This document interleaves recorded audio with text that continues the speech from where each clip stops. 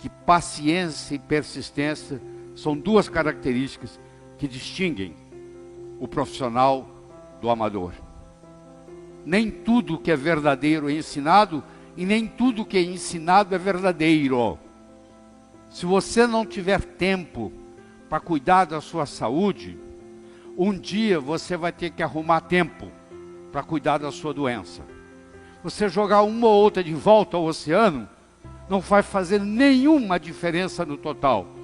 O jovem foi lá, pegou uma estrela do mar, jogou no oceano, olhou para o escritor e disse: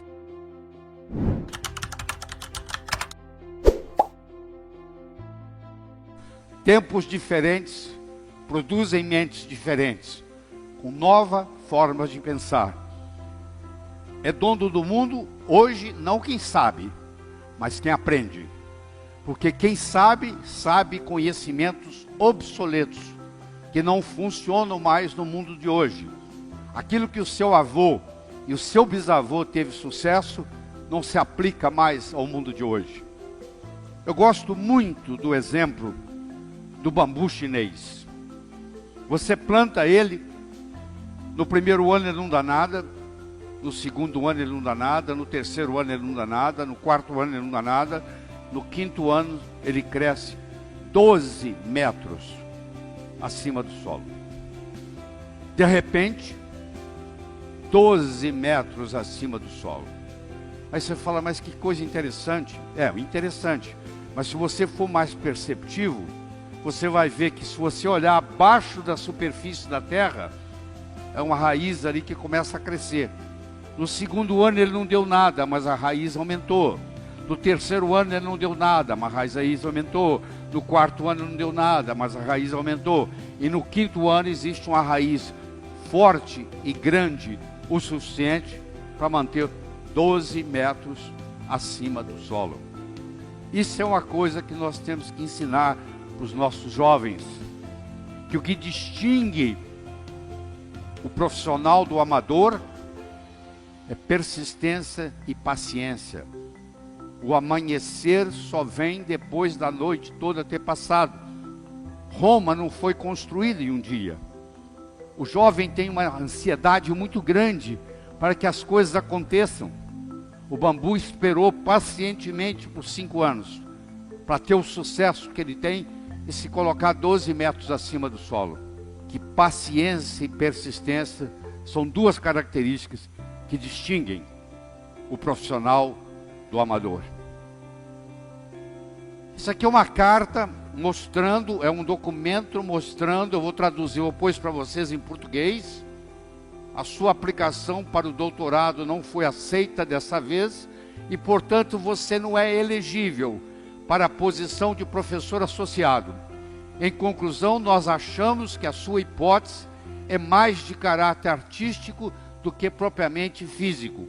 Isso está datado em 1903. Foi quando Albert Einstein tentou ser professor na Suíça. E isso que ele recebeu, esse comunicado. Mas com isso, Albert Einstein não desistiu. Ele continuou persistente, ele chegou a ganhar prêmio Nobel, e ele é considerado pela maioria o homem mais inteligente que viveu no século XX. O que realmente permaneceu é aquilo que você tem competência de ação. Se você aprendeu a nadar e tem 20 anos que você não nada, eu te colocar numa piscina aqui, você vai nadar. Se você aprendeu a andar de bicicleta há 30 anos atrás e você não anda de bicicleta há mais de 20 anos, eu vou lhe trazer uma bicicleta e em poucos minutos você vai estar andando. Porque aquilo ficou com você para o resto da vida. Aquilo traduz em competência de ação. A vida não exige da gente acúmulo de informação. A vida exige da gente competência de ação. Esse é que é o verdadeiro conhecimento.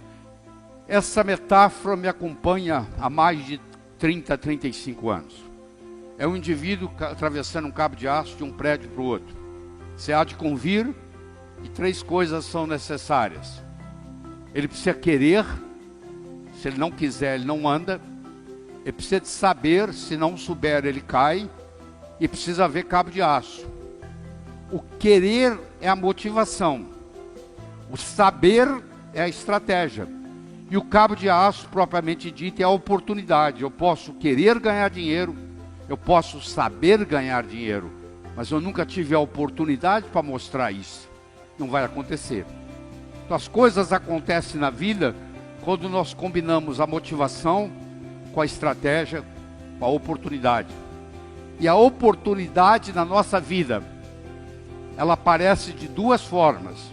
Ou você corre atrás dela, ou ela vem fantasiada de problema e chega até você. Então, se você gosta de resolver problema, por trás de cada problema existe uma oportunidade. Em 1975, eu era dono de um hospital em Teófilo Otoni, em Minas Gerais. Era uma sexta-feira, o telefone tocou de um hotel e eles me disseram que lá tinha um hóspede que não falava português direito, que estava com dor no peito e suando frio. Se eu podia ir lá como cardiologista. Eu disse que eu estava saindo para um final de semana longo, que chamasse outro. E ele disse, ó, eu já chamei 2 médicos e eles falaram a mesma coisa. Eu falei, tá bom, estou indo. Cheguei lá, eu encontrei um sujeito polonês, que falava praticamente nada de português. E na época eu falava muito pouco de inglês. Eu levei ele para o hospital, fiz um eletrocardiograma, ele estava infartando. Levei ele para o hospital, no caminho para o hospital, ele me pergunta assim, você conhece meu filho? Eu falei, quem é seu filho? O meu filho é o chefe de cardiologia de Harvard. O nome dele é Peter Marocco. Eu falei, eu não conheço o seu filho pessoalmente, mas eu conheço os livros dele, os trabalhos, e eu estudo pelos trabalhos do seu filho. 48 horas depois, o filho dele saiu de Boston, Massachusetts, e veio para Teófilo Otoni ajudar a cuidar do pai. E por incrível que pareça, ele era casado com uma brasileira, de Americana, São Paulo, e falava português.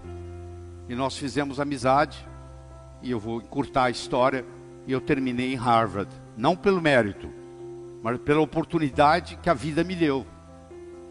Naquele dia, quando eu fui chamado, ninguém falou para mim que eu ia atender o filho, o pai, do chefe de cardiologia de Harvard, que depois ele viria ao Brasil, e que eu acabaria sendo convidado para ir para lá. Não, eu fiquei sabendo que eu ia atender alguém e que eu não poderia naquele final de semana ir para Alcobaça, na Bahia, que eu estava programado. Olha que interessante, a oportunidade, ela vem fantasiada de problemas. Por trás do problema existe a oportunidade te esperando. Isso tem que ser ensinado para os jovens, a aprender a gostar de problemas, porque os problemas são os nossos melhores amigos. Eles que nos fazem crescer. A vida tem sempre o direito de nos surpreender, com coisas boas ou com coisas ruins. Nós temos que estar aberto para essa perspectiva, porque tudo o que acontece de importante na sua vida aparece num ângulo de 90 graus. Se eu perguntasse para você quais foram as 3 melhores coisas que aconteceram na sua vida até hoje, eu lhe garanto que pelo menos 2 das 3 não foram programadas. Você não levantou, acordou um dia e diz, hoje eu vou conhecer alguém, que eu vou começar a namorar, que eu vou me apaixonar, que eu vou me casar. Não foi assim. Você foi a algum lugar, você conheceu alguém, você namorou, se apaixonou, casou.